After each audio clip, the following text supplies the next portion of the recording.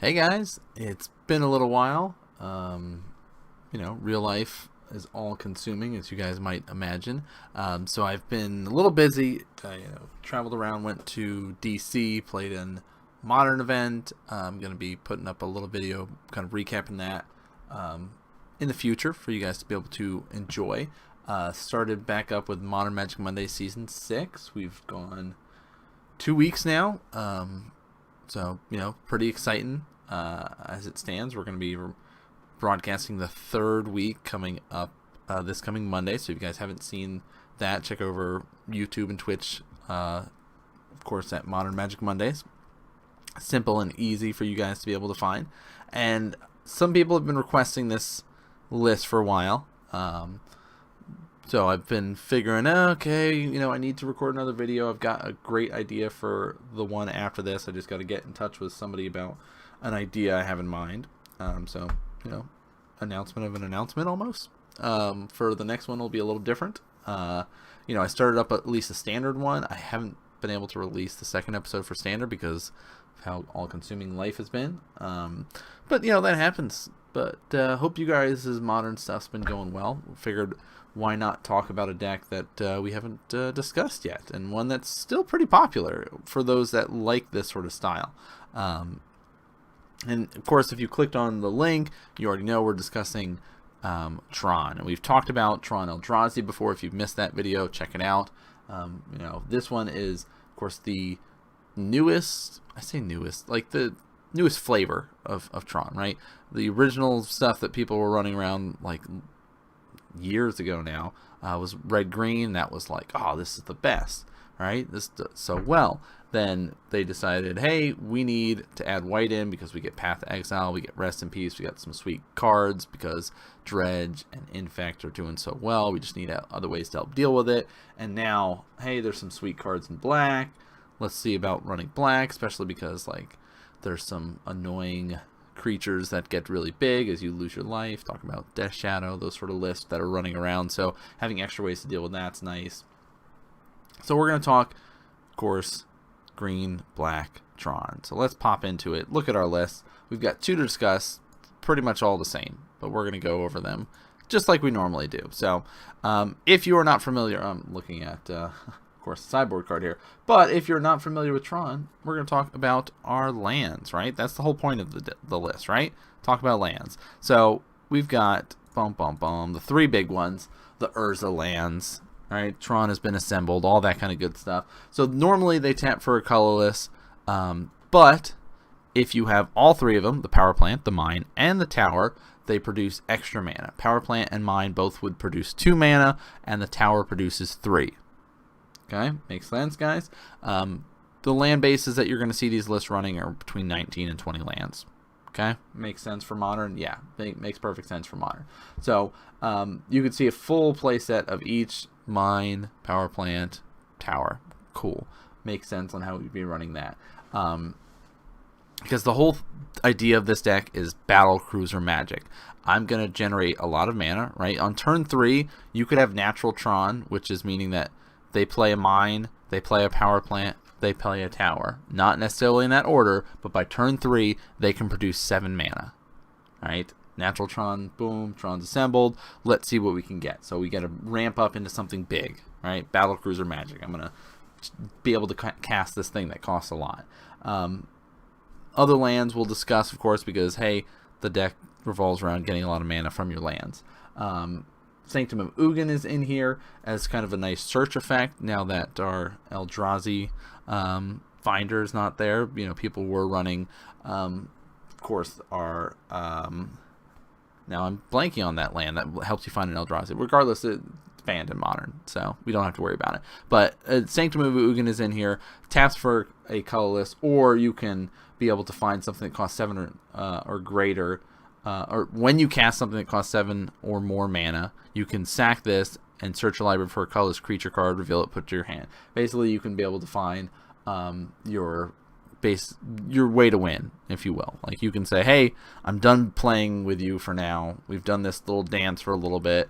Now I'm just going to cast Ulamog and kill you. We'll talk about that when we get to the creatures and stuff. So Sanctum and Mugen, all lists are at least running one. Some might do two or something, but one's really, you need at least one.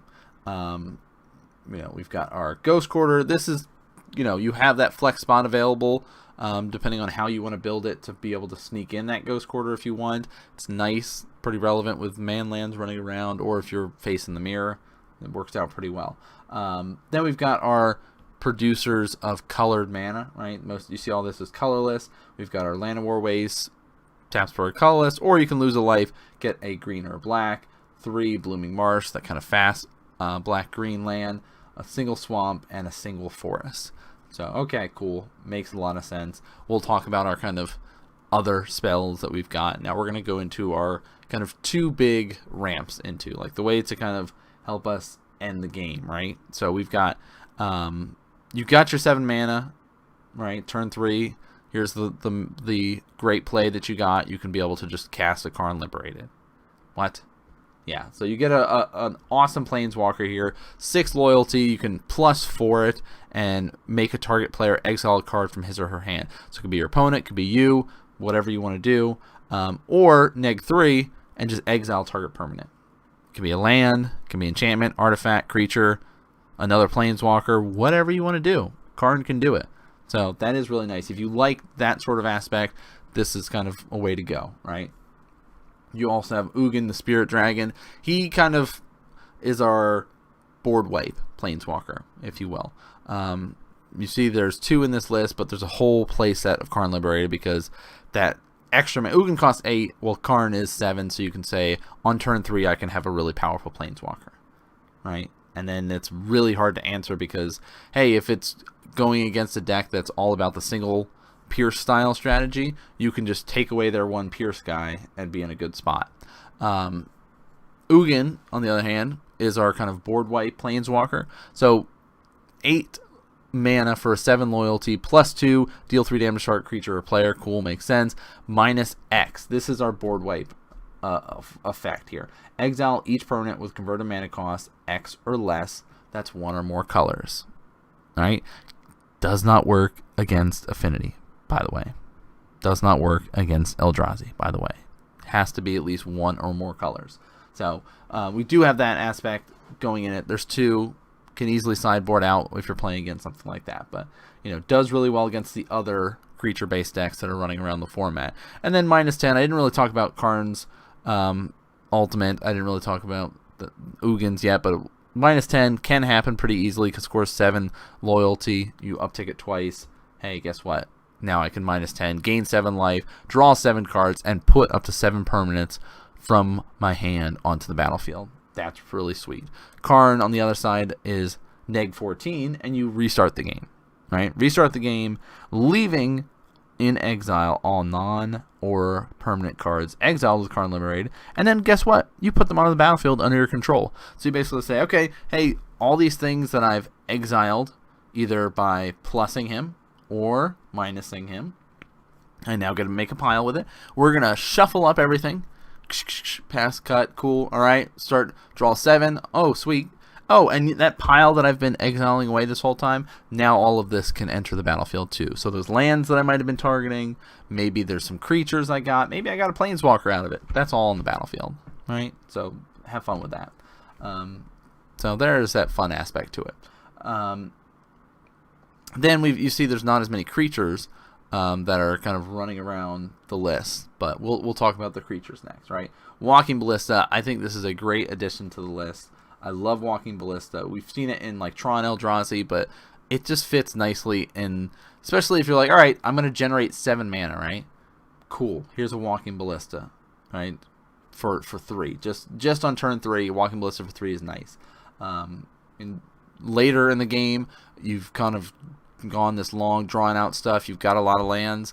Top decking that Walking Ballista, you could just kill somebody, right? It's very easy to just be able to make him bigger than a 3/3 easily, right? And you sit here, pay 4, put an extra +1 counter on him. Well, when my lands generate 7 mana off of 3 of them, it's pretty easy to be able to put extra counters on it or make him bigger. So I like just the one of in there. Wormcoil Engine is the big one that most people think of when they think of creatures from Tron, right?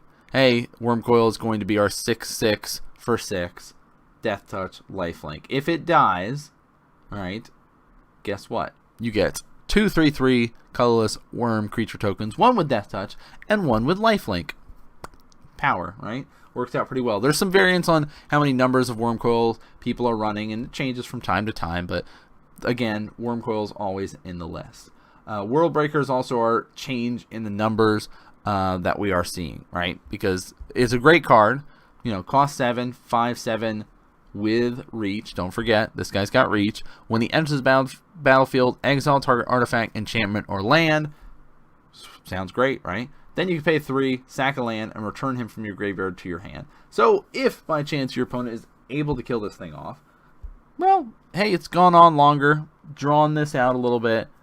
I don't need this land, right? I can tap my Urza's Tower for 3 mana and sack just one of my basics and bring back World Breaker. Now, don't forget, though, it does cost a green to cast, so you will need that. And then our big battlecruiser baddie of the deck, the Game Ender himself, Ulamog the Ceaseless Hunger. Oftentimes, when he is cast, the game just ends. Exiling 2 permanents on the cast trigger. Doesn't have to be entering the battlefield. If he gets countered, that's fine. I'm still casting this card. You're still going to lose 2 of your permanents. Could be your 2 creatures, could be those 2 lands, man lands you have. Maybe it's cutting you off of a color from your mana pool. Whatever it might be, you're going to be in trouble. If I'm able to get this guy to resolve and you don't have a path to exile, guess what? You're going to be milling and exiling with top 20 cards whenever I declare an attack with this guy. Oh, and by the way, he is indestructible. 10/10 for 10 mana. He's the one that we're using our Sanctum of Ugin to find, right? We say, hey, something, when I've casted this card and liberated, costs 7 or greater, now I can sack this Sanctum of Ugin and find Ulamog and kill you. So Ulamog's a great one. Like, again, 1 to 2, don't go above 2. That's kind of the synopsis of it, right? Don't want to go above 2 for it. So we see this. This is kind of our end game. Karn and Ulamog are our best bets for the deck, right? That's what's got the most power in it. Now, spells, again, there's those spells that we see in every list. We basically have accelerators, we have land finders, we've got removal, essentially, is the light version of it, if you want to categorize it in 3 ways. So accelerators, Chromatic Sphere and Chromatic Star, right? Pay 1, cool, I get this guy out, I sack it for 1 mana, add a mana of any color to my mana pool, and when it goes to the graveyard, I draw a card. So these guys most often are getting you green mana to be able to cast your searchers, right? I'm going to search for a land with this green mana. But drawing cards, helping to keep you in the game, works out really nicely.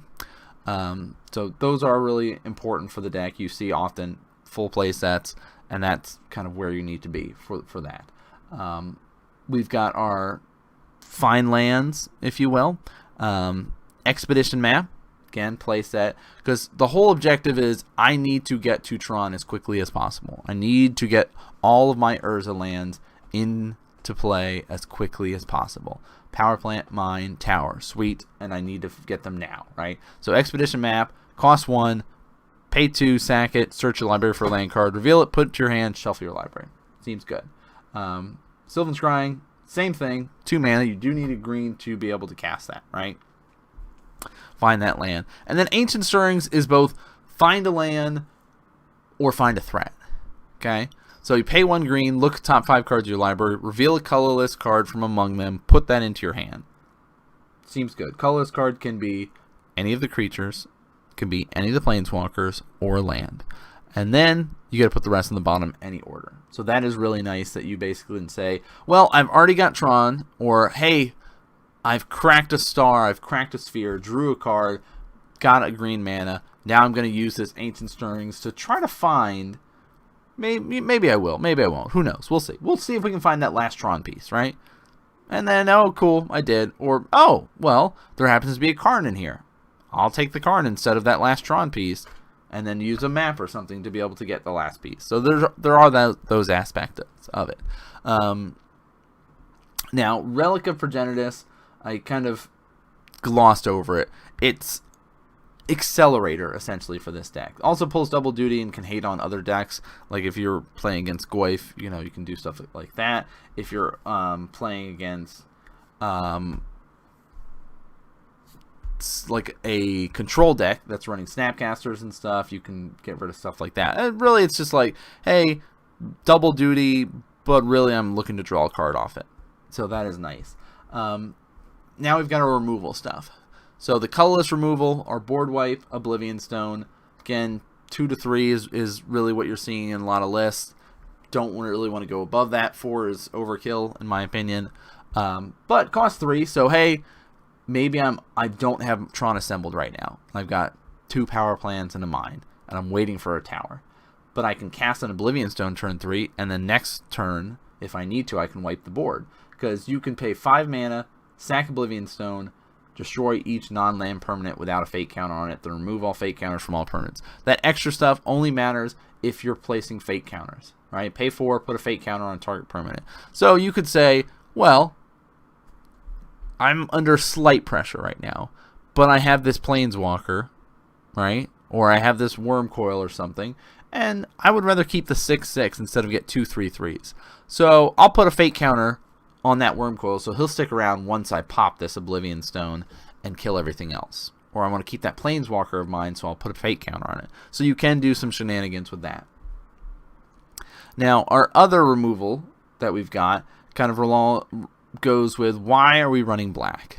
What's the big draw to running black? Well, as you might imagine, Fatal Push, Collective Brutality. Fatal Push is kind of a consistent thing.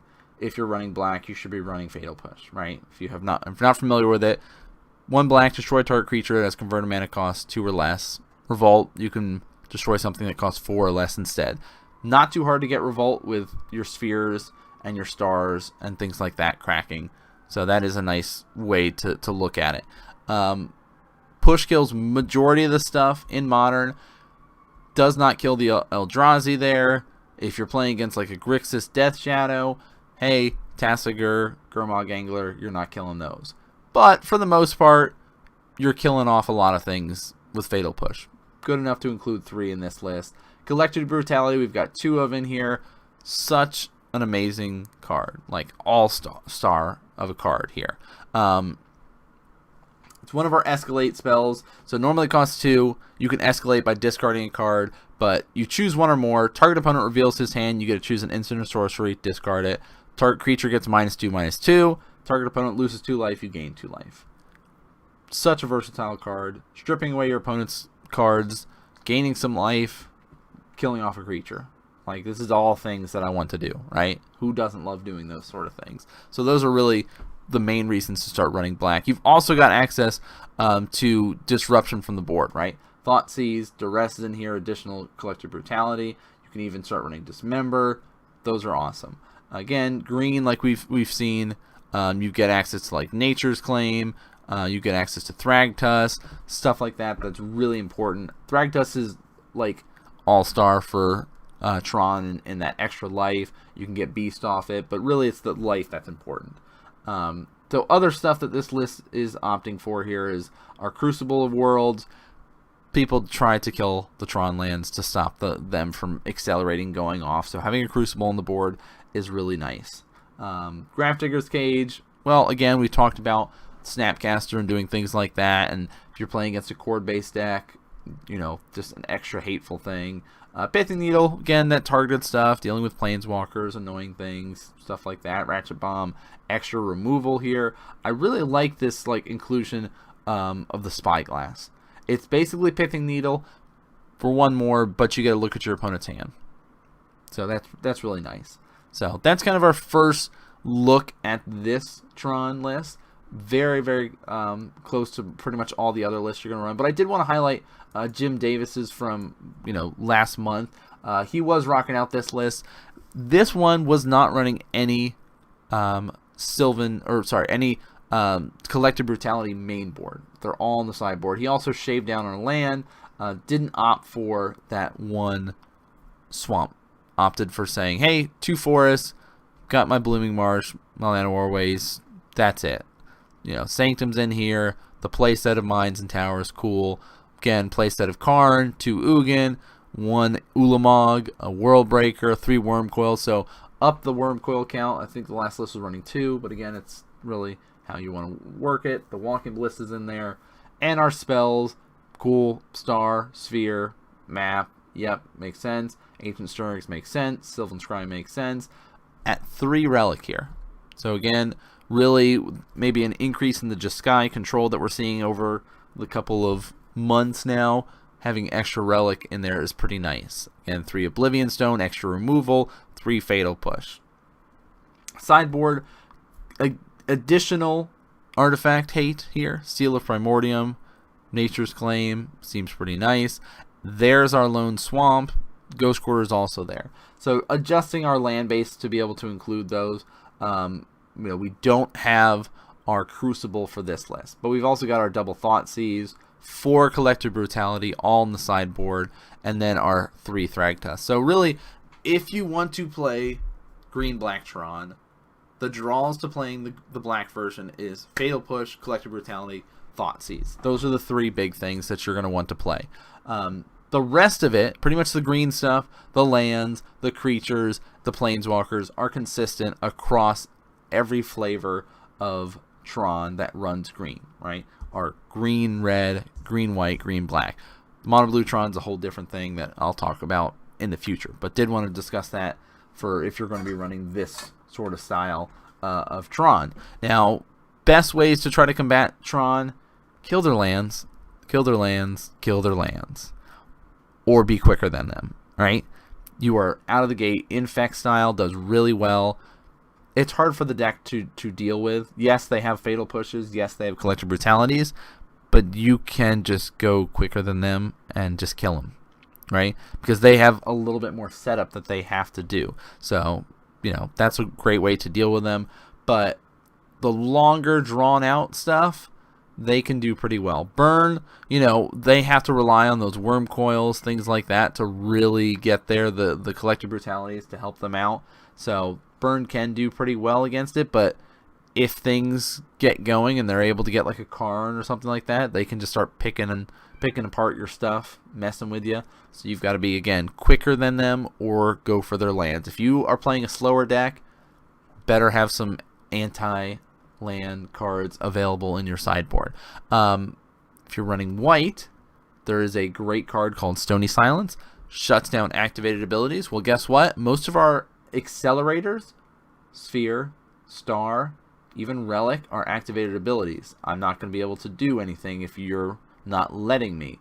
That also shuts down, of course, our Expedition map. So we're going to have to rely only on Ancient Stirrings and Sylvan Scrying to kind of find what we need. So that is another way to kind of deal with the list. And, it also shuts down Walking Bliss and things like that. So the list is still, like I said, really strong. A lot of people like it. It's that Battle Cruiser magic. So if you're sitting here and you're going, I like to play big dumb dudes, all right, this is the list for you. So I hope you guys have been enjoying this edition of Modern Meta Breakdown, since we were talking about a list that some people have been playing for a while, some people have been talking about. It's I'd say those that play Tron really love Tron. Those that play against Tron a lot don't like Tron. I don't know. It's like you're either in the camp that you love it or you hate it. I haven't really met those people that are like, I'm indifferent to Tron, I guess. Maybe a lot of Infect players might be like, yeah, I like Tron because I get to beat Tron, or I don't really care if I face against it. So I don't know. It's definitely a unique deck choice for those that like Battlecruiser Magic. But that's going to do it for this episode, guys. If you like this sort of stuff, hit the follows, hit the subscribes. Check out our weekly coverage that we're doing over on Modern Magic Mondays. Of course, it's on Twitch every Monday, 6:30 p.m. Eastern. The VODs go up on YouTube later that week, so you guys can catch out all that stuff. You know, we are going to start doing some standard stuff on this channel as well from time to time. You guys can be able to check that sort of stuff out. Let me know if there's any other decks that you guys would like to see for a Modern meta breakdown. I've been discussing a lot, almost a whole year worth of Modern for 2017, so we're coming down to the end of the year. We'll see what other cool decks we can discuss. You know, humans will be one of the ones that we are going to be discussing soon, so keep your eye out for that. But that's going to do it for us here tonight, guys. Thanks so much for tuning in and watching, and I'll see you guys next game.